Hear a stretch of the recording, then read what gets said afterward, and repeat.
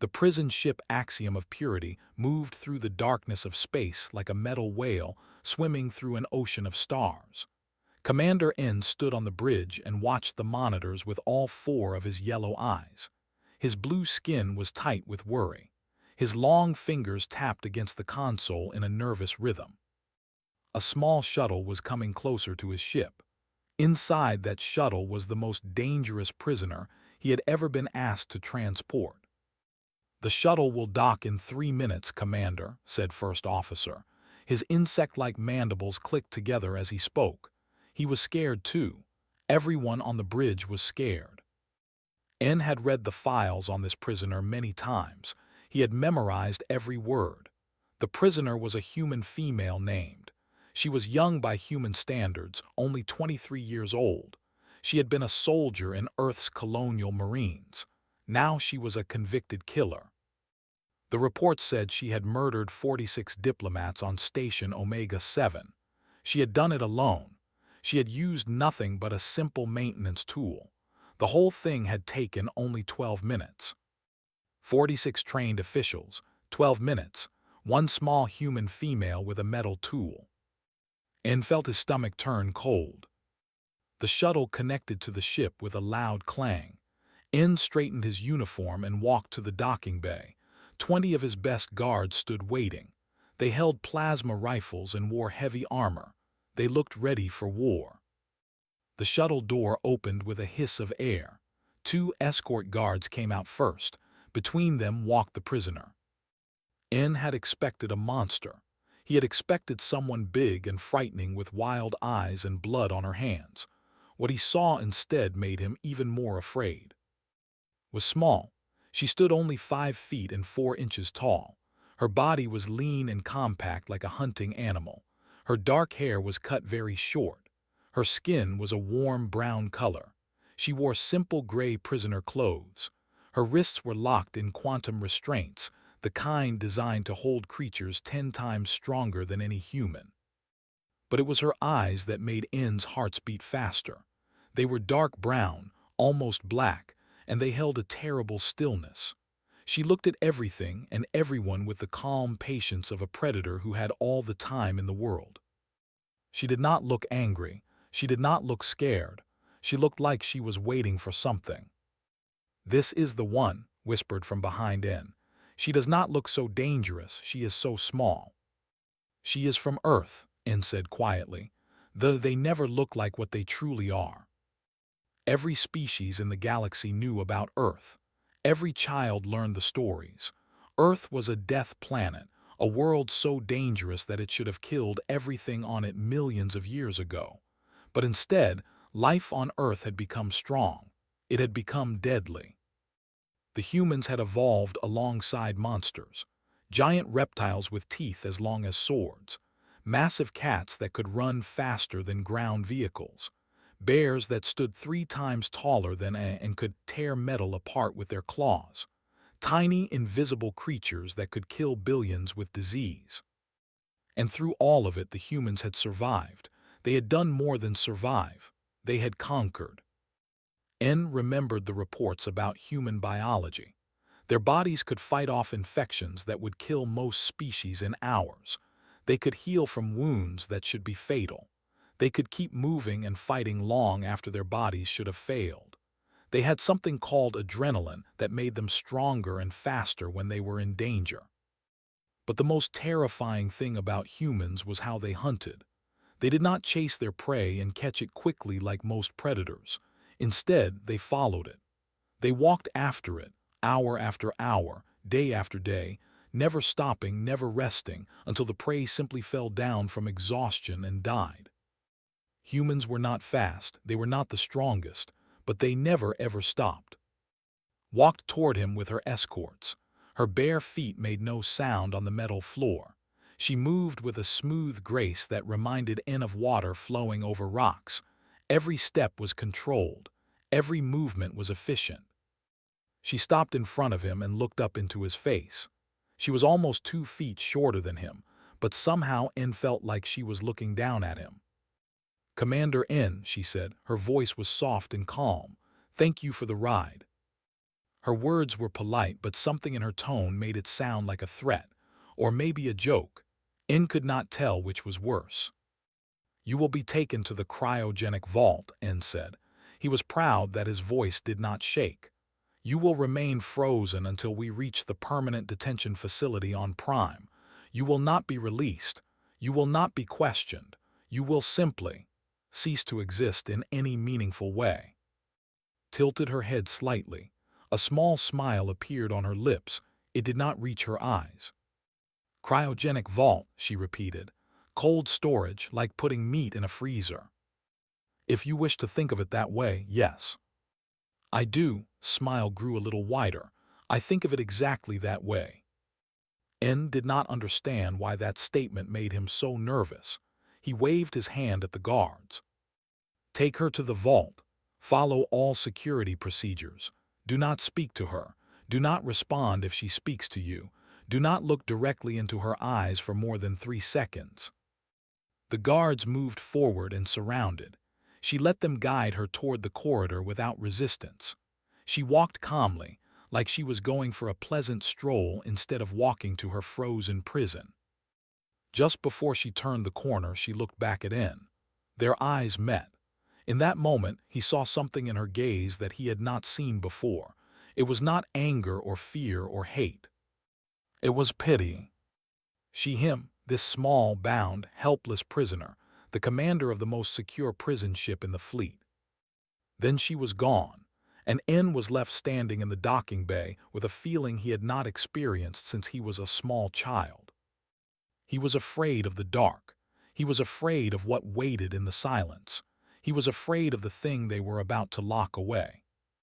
And somewhere deep in his mind, a small voice whispered that the locks and the cold and the walls would not be enough. Nothing would be enough. The cryogenic detention level was located at the very heart of the axiom of purity. To reach it, a person had to pass through 17 security checkpoints. They had to walk through corridors lined with weapons that could vaporize organic matter in less than a second. They had to submit to scans that checked their body at the molecular level. Pass through all of it without a word. She walked between her guards and let them lead her deeper and deeper into the ship. She counted the cameras. She noted the position of every weapon. She memorized the layout of every corridor. The guards thought she was walking to her death. They did not realize she was taking notes. Chief Engineer L was waiting at the final checkpoint. She was tall and thin with silver skin and 6 arms that never stopped moving. 2 arms typed on a console. 2 arms adjusted scanners. 2 arms held data tablets. She was the most brilliant engineer in the fleet, and she had designed this prison herself. "This is the one?" L asked, studying with cold professional interest. "Smaller than I expected." "They all say that," replied. L ignored her. She turned to a massive door behind her and pressed her palm against a glowing panel. The door began to open with a deep grinding sound. Cold air rushed out, so cold that frost instantly formed on the walls and floor. Beyond the door was the vault. Had to admit it was impressive. The walls were made of crystallized, the densest material in the known galaxy. It was the same material found at the core of dead stars. The walls were 30 feet thick. Nothing in the universe could break through them. The floor and ceiling were lined with stasis field generators. When activated, they would slow down molecular motion to almost nothing. Time itself would nearly stop inside this room. But the most important feature was the temperature. Elle explained it with obvious pride. "The vault maintains a temperature of 0.003 Kelvin," she said. "That is colder than the space between galaxies, colder than anywhere in the natural universe. At this temperature, molecular motion effectively stops. Your blood will freeze. Your brain will freeze. Your thoughts will freeze." Looked around the vault with an expression that might have been curiosity or amusement. It was hard to tell. "How long will the power last?" she asked. Elle's thin lips curved in a smile. "The backup power cells will function for 10,000 years. Even if every star in this sector died, the vault would keep running. Even if the ship itself was destroyed, the vault would survive and continue freezing whatever was inside. "You built this vault for me." "No," El's smile faded. "We built this vault for gods, for beings of pure energy, for creatures that exist outside normal space and time. You are just a human. This vault is far more than you deserve." Nodded slowly. "A prison designed for gods, and you are putting a human inside it." "Yes." "Has anyone ever told you that might be a bad idea?" Elle frowned. She did not understand the question. How could it be a bad idea? The vault was perfect. Nothing could escape it. Nothing could survive inside it. The human would be frozen forever, removed from the universe like a stain wiped from a window. Commander N arrived with more guards. He stood at the entrance to the vault and watched as the guards removed restraints. There was no point keeping them on. In a few moments, she would be frozen solid. Rubbed her wrists where the restraints had been. She rolled her shoulders and stretched her neck. A series of popping sounds came from her spine. 3 guards flinched at the noise. "On Earth," said conversationally, "we have a very old story. It is about a woman named Pandora." No one responded. N wanted to order her to be silent, but something stopped him. He wanted to hear what she would say. "Pandora was given a box," continued. "She was told never to open it, but she was curious. She was human, so she opened it anyway. Stepped into the vault. Her bare feet touched the frozen floor without hesitation. The cold should have caused her pain. It should have made her scream. Instead, she simply walked to the center of the room and turned to face them. When Pandora opened the box, all the evils of the world flew out. Disease, war, hatred, death. They spread across the earth and brought suffering to everyone. The massive door began to close. The crystallized moved slowly, grinding against itself with a sound like thunder. "But here is the part everyone forgets," said. Her voice remained calm, almost gentle. "There was one more thing in the box, hope, and when Pandora closed the lid, hope was trapped inside, locked away with all that darkness." The door was half closed now. His face was partially hidden behind the crystalline barrier. "You think you are locking evil in this box," she said. "You think you are protecting yourselves from the monster, but you have it backwards." The door was almost shut. Only a thin gap remained. "You are not trapping evil in here with me. You are trapping hope in here with evil." The door sealed with a sound like a star collapsing. The noise was so deep and loud that N felt it in his bones. The vault was complete. The prisoner was inside. The most secure prison in the galaxy was now occupied. "Begin cryogenic sequence," N ordered. His voice sounded strange to his own ears, distant, hollow. Elle touched her console. Machines hummed to life. The temperature inside the vault began to drop. N watched through the small observation window. Frost formed on skin. Her breath came out in clouds of white mist. Her eyes closed. Her body became still. This was it. The monster was being frozen.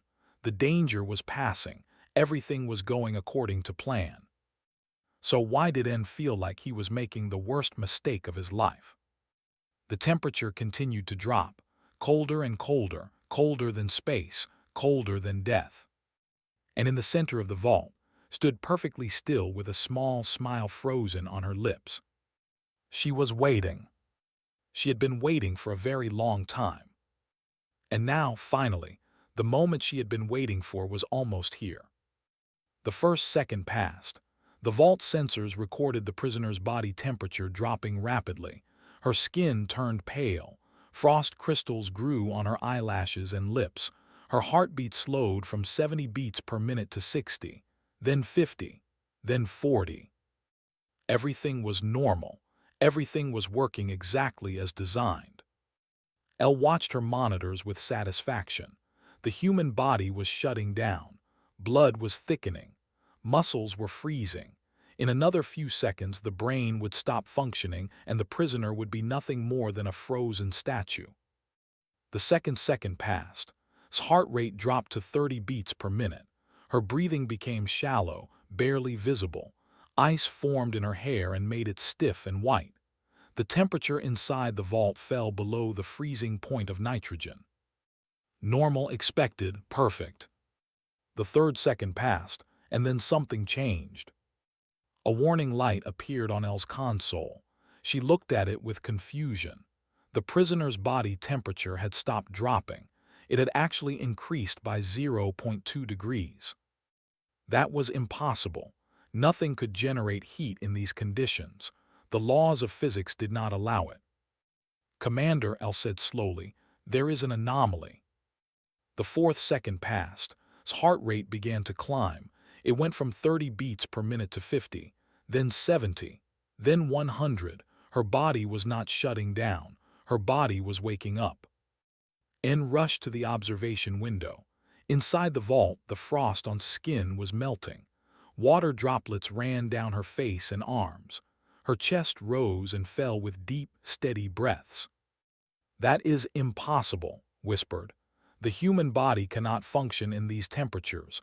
Nothing can function in these temperatures." The fifth second passed. His heart rate reached 150 beats per minute. Her body temperature climbed higher and higher.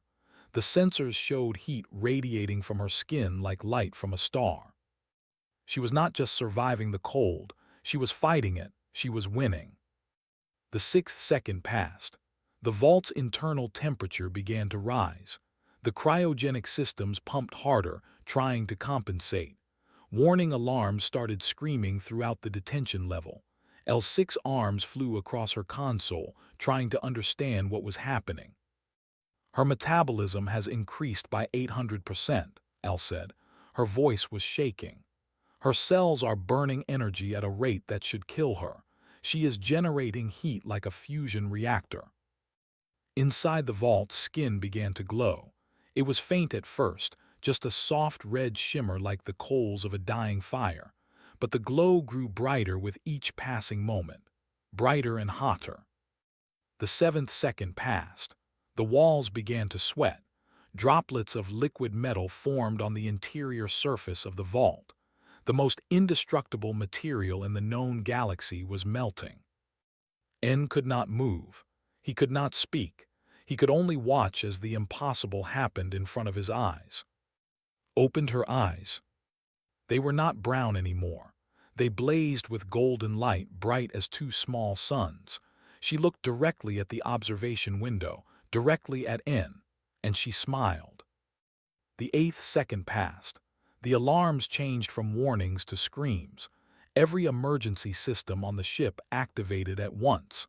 The detention level began automatic evacuation procedures. Blast doors slammed shut throughout the corridors. "Everyone out," N finally found his voice. "Evacuate now." Guards and technicians ran for the exits. Elle grabbed her most important data tablets and followed them. Only N remained at the observation window, unable to look away. The 9th second passed. The walls of the vault were flowing now, running like wax from a candle. The crystallized that could withstand the core of a star was liquefying before his eyes. The stasis field generators exploded in showers of sparks. The cryogenic systems failed completely. Through the melting window, N watched raise her arms. Heat waves rippled around her like she was standing in the heart of a furnace. Her prison uniform burned away in an instant, leaving her skin untouched. Her body glowed with inner fire. She was beautiful, she was terrifying, she was something that should not exist. The 10th second passed. The vault.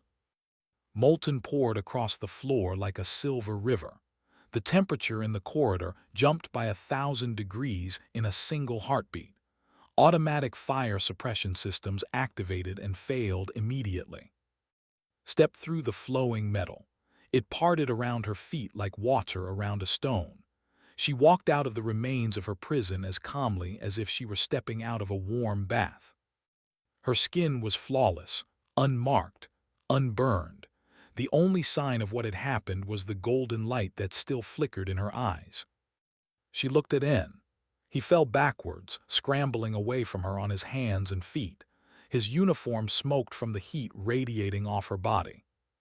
"Fun fact about humans," said. Her voice was casual, almost friendly. "We evolved on a planet where the temperature can change by 50 degrees in a single day. Our bodies learn to regulate heat across any extreme. Some of us took that adaptation a bit further." She flexed her fingers.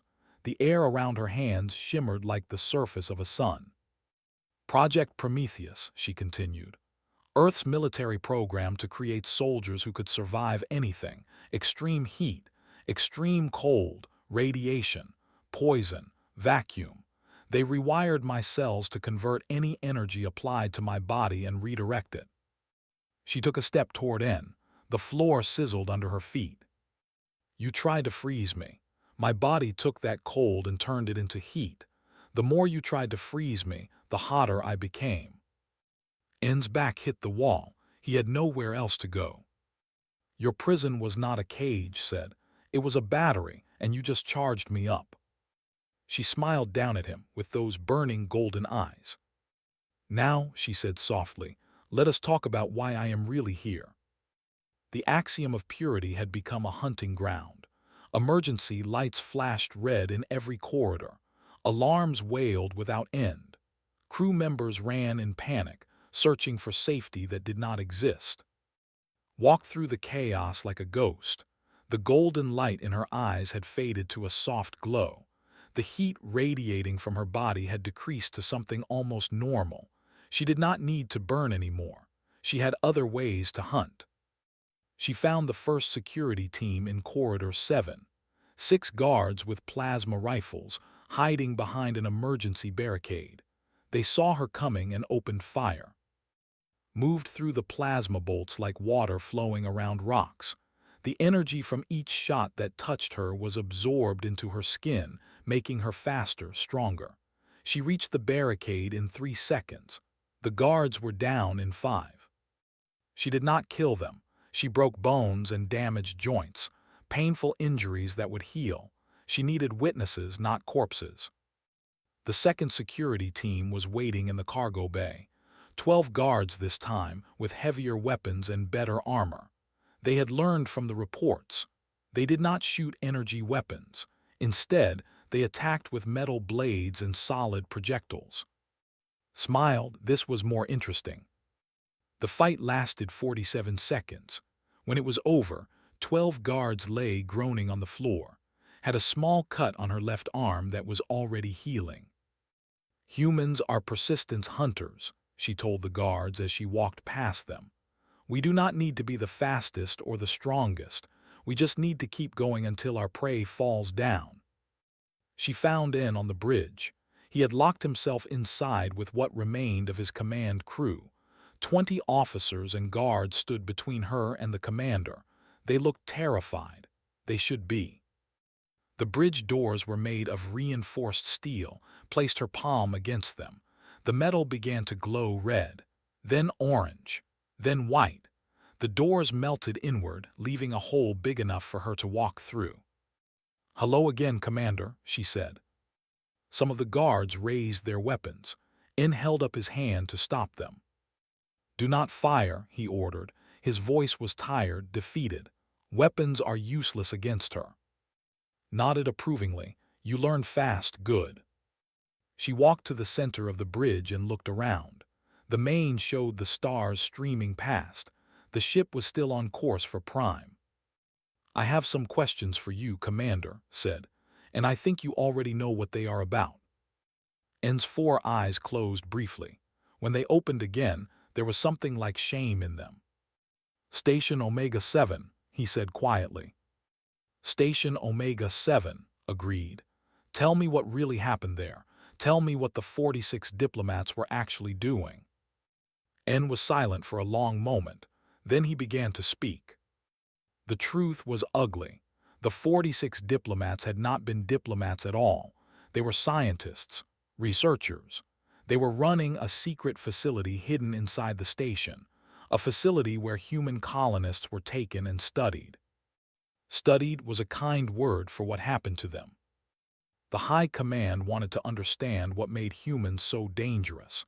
They wanted to know the secrets of human biology. How did their immune systems fight off diseases that killed other species in hours? How did their bodies heal so quickly? How did they keep fighting when they should be dead? To find the answers, they needed test subjects. They needed living humans to cut open and examine. 400 colonists from a transport ship that supposedly had an engine failure. Men, women, children, taken to the station and experimented on like laboratory animals. Most of them died slowly and painfully. His mission was to rescue them. She was sent alone because a larger force would have been detected. She was supposed to free the colonists quietly and escape without anyone knowing what had happened. But when she reached the station, she found the main laboratory. She found the bodies of colonists on operating tables. She found children floating in preservation tanks. She found recording devices that showed exactly what had been done to her people. Something inside her broke. 12 minutes later, 46 scientists were dead, had freed the surviving colonists and put them on escape pods. Then she had let herself be captured. I could have escaped, she told N, but I needed to get to Prime. I needed this ship. Why? N asked. Touched the navigation console. Information scrolled across the screen. Hidden files, encrypted data, secret coordinates. Because Omega-7 was not the only facility, she said. Your people have been taking humans for 11 years. There are secret prisons on 17 worlds. Thousands of my people are locked away in dark rooms, being cut apart so your scientists can learn our secrets. The files appeared on the main. Names and locations and numbers, evidence of crimes that the government had hidden from the galaxy. And the biggest facility is on Prime, continued, in the capital city, hidden right under the feet of your leaders. N stared at the evidence on the screen. His blue skin had turned pale gray. I did not know, he whispered. I swear to you I did not know. I believe you, his voice softened slightly. You are a soldier like me. You follow orders. You trust your leaders, but your leaders lied to you. They made monsters out of my people and called us dangerous. They tortured us in secret and told the galaxy we were the threat. She turned to face him fully. I did not want to be a weapon, she said. None of us did. Before Project Prometheus, I was a teacher. I taught children how to read. I had a small apartment with plants on the windowsill. I was happy. Her hands clenched into fists. The air around them shimmered with heat. Then your people attacked a colony ship. They took my students. 8 years old, Commander. 8 years old, and they were cut apart in a laboratory because your scientists wanted to understand human biology. Tears formed in its glowing eyes and evaporated instantly from the heat of her skin. Earth created Project Prometheus because you gave us no choice. You wanted to see monsters. Fine, we became monsters, but we remember what we were before. We remember what you took from us. She wiped her eyes with the back of her hand. You are going to take me to Prime. You are going to help me free every human prisoner on that planet. And when it is over, you are going to tell the galaxy what your leaders did. N stood slowly. His officers watched him with fearful eyes. And if I refuse, he asked. Looked at him with something like sadness. Then I will do it alone, she said. And I will not be gentle about it. I am giving you a chance to make this right, Commander. I suggest you take it. She held out her hand. N looked at it for a long time. Then slowly he reached out and took it. Her skin was warm, but it did not burn him. Take us to Prime, he told his crew. The ship changed course and flew toward the enemy, carrying a human who had become the thing her enemies always feared. Not because she wanted to. Because they made her. Prime filled the like a blue and silver jewel. Cities covered its surface in glittering patterns. Orbital stations circled it like moons. Defense platforms bristled with weapons that could destroy entire fleets. It was the heart of the Confederation, the center of their power, the most protected world in their empire, stood on the bridge of the axiom of purity and watched it approach. 3 days had passed since she walked out of the cryogenic vault. In that time, she had learned everything the ship's computers could tell her. She had memorized patrol routes and defense schedules. She had found access codes buried in encrypted files. But more importantly, she had found the prisoners. The axiom of purity was not just a transport ship. It was a collection vessel. Hidden compartments throughout the ship held thousands of human captives, taken from colonies across space. Men and women and children, kept in small cells, waiting to be delivered to research facilities, had freed them all. Now they stood behind her on the bridge, hundreds of thin and pale humans with haunted eyes and grateful smiles. They looked weak, they looked broken, but they were still standing. Humans always kept standing. "The Planetary Defense Network is hailing us," said one of the officers. His voice shook with fear. He knew what was about to happen. "Open a channel," ordered. "Not to the defense network, to everyone, every screen, every device, every communication system on the planet." The officer hesitated. N nodded at him. "Do it," the commander said. The officer's 6 arms moved across his console. Lights flickered, systems connected, and suddenly his face appeared on every screen on Prime. In government offices, officials stopped their work to stare at the small human female on their monitors. In homes, families gathered around their entertainment systems in confusion. In the streets, public screens showed a face that most had been taught to fear. "My name is Lieutenant," she began. Her voice was calm and clear. "I am a soldier of the Earth Colonial Marines. 3 days ago, your government tried to freeze me in a cryogenic vault. 10 seconds later, the vault melted." She paused to let that sink in. "You have been told that humans are dangerous. You have been told that we are monsters from a death world. You have been told that you need to study us, contain us, control us before we become a threat." Behind her, the freed prisoners stepped forward. Their faces appeared on screens across the planet. Thousands of humans, thin and still alive. "This is what your government has been doing to us. For 11 years, forces have been capturing human colonists and bringing them to secret facilities. They have been cutting us open. They have been experimenting on us. They have been treating us like animals." The evidence files appeared on the screens. Documents and recordings and photographs, proof of crimes that could not be. "I found over 3,000 prisoners on this ship alone. 3,000 people who were supposed to disappear into your laboratories. 3,000 people who were never supposed to see their families again." His eyes blazed with golden light. "I am coming down to your planet now. The largest research facility is hidden beneath your capital city. There are 8,000 more humans inside it. I am going to free them." She let the words hang in the air for a moment. "You have 1 hour. In that time, you can open the facility doors and release the prisoners. You can allow them to leave safely. You can begin the process of making this right." Her voice hardened. "Or you can try to stop me. You can send your soldiers and your weapons and your defenses. You can throw everything you have at one small human female from the—" She smiled, and it was not a kind smile. "I encourage you to try. I want you to see exactly what your fear has created. I want you to understand what happens when you take everything from someone who has nothing left to lose." The transmission continued broadcasting across the planet. Military commanders scrambled to organize defenses. Politicians argued about what to do. Citizens watched in shock and horror as the truth of their government's actions was revealed. And high above them all, the axiom of purity began its descent toward the atmosphere. N stood beside at the main viewport. Below them, the planet grew larger and larger. "You could destroy them," he said quietly. "With what you can do, you could burn their cities. You could kill millions. Why give them warning? Why give them a chance?" Was silent for a long moment. When she spoke, her voice was tired.